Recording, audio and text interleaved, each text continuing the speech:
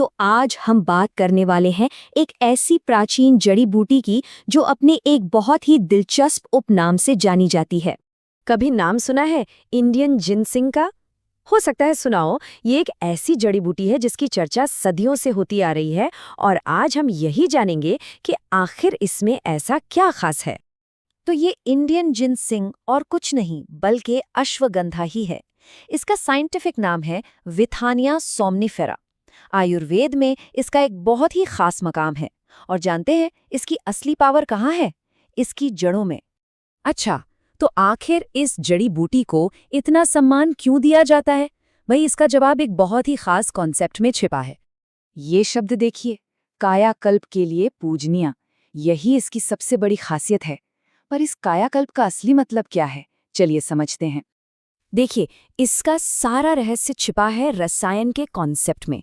आयुर्वेद में रसायन उन चीज़ों को कहा जाता है जो शरीर को अंदर से नई ऊर्जा देती हैं, वाइटैलिटी यानी जीवन शक्ति बढ़ाती हैं और एक बैलेंस लाती हैं। और अश्वगंधा को एक टॉप क्लास रसायन माना गया है। आजकल की भाषा में कहें तो ये कुछ कुछ सेल्यूलर रिपेयर या एंटी एजिंग जैसा ही कॉन्सेप्ट है। तो ट्रेडिशनल तौर पर इसका इस्तेमाल किस लिए होता था? ताकत बढ़ाने के लिए, एनर्जी और स्टैमिना के लिए। आयुर्वेद ये भी मानता है कि ये वात दोष को शांत करके शरीर में संतुलन लाता है। अब इसका सीधा सा मतलब है तनाव कम करना और मन को शांत रखना। और हाँ, ये भारतीय घरों में पीढ़ी दर पीढ़ी इस्तेमाल होने वाला एक भरोसेमंद नुस्खा भी रहा है। ठीक है, फायदे तो समझ लिए, पर सवाल ये है कि इस कमाल की जड़ को पारंपरिक रूप से तैयार कैसे किया जाता था? प्रोसेस ना बड़ा सीधा सा है।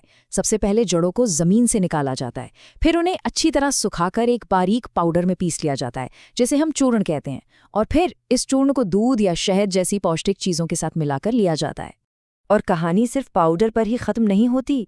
इसे पानी में उबालकर काढ़ा भी बना सकते हैं या फिर घी के साथ मिलाकर एक जबरदस्त टॉनिक भी तैयार कर सकते हैं। अच्छा, अब आते हैं कुछ कॉमन सवालों पर जो अक्सर अश्वगंधा के बारे में पूछे जाते हैं। पहला सवाल, क्या इसकी कच्ची जड़ें सीधे खाई जा सकती हैं? और इसका जवाब है बिल्कुल नहीं।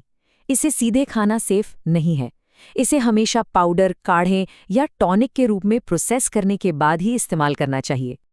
दूसरा सवाल, क्या इसे रोज लेना सेफ है? जवाब है हाँ, लेकिन 2 शर्तों के साथ। पहली, इसे हमेशा सही मात्रा में ही लें, और दूसरी, किसी एक्सपर्ट आयुर्वेदिक प्रैक्टिशनर की सलाह जरूर लें। और एक आखिरी सवाल जो अक्सर कंफ्यूज करता है, क्या जड़ और पाउडर अलग अलग चीजें हैं? ये एक ही चीज है। पाउडर और कुछ नहीं, बस उन्हीं जड़ों का सुखाया हुआ और पीसा हुआ फॉर्म है। चलिए जाते जाते ये भी देख लेते हैं कि इस कमाल की जड़ी बूटी के और क्या क्या नाम हैं। अश्वगंधा के अलावा इसे असगंध जड़ भी कहते हैं। इंडियन जिनसिंग रूट्स तो हम जान ही चुके हैं, और एक और दिलचस्प नाम है विंटर चेरी रूट्स। और हाँ, इसका साइंटिफिक नाम विथानिया सोमनिफेरा, ये तो इसे पूरी दुनिया में एक पहचान देता है। तो सवाल ये उठता है कि क्या ये सदियों पुरानी जड़ आज की हमारी इस मॉडर्न भागदौड़ भरी जिंदगी के लिए भी उतनी ही काम की हो सकती है? ये एक सोचने वाली बात है ना? इस पर विचार जरूर कीजिएगा।